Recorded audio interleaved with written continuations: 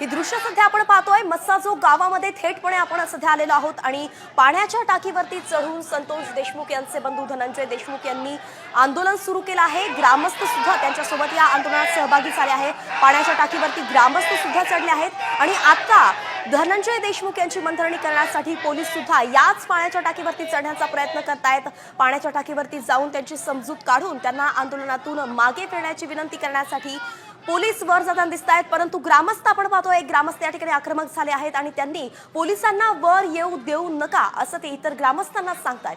त्यामुळे आता पोलीस नेमकं वरती जाऊ शकतील का, ते कशी समजूत काढणार हे पाहणं महत्त्वाचं आहे। तुर्तास ह्या संपूर्ण आंदोलनावरती आपली नजर आहे आणि सध्या आपण पाहतोय की पोलीस वर जाताना दिसत आहेत, पाण्याच्या टाकीवरती ते चढताना दिसत आहेत आणि त्या ठिकाणीच संतोष देशमुख यांचे बंधू धनंजय देशमुख सध्या या पाण्याच्या टाकीवरती चढलेले आहेत। शोले स्टाईल आंदोलनच त्यांनी सध्या पुकारलेलं आहे। त्यांची मागणी आहे की वाल्मिक कराडला मकोका अंतर्गत त्याच्यावरती कारवाई केली जावी, 302 अंतर्गत त्याच्यावरती गुन्हा दाखल करण्यात यावा।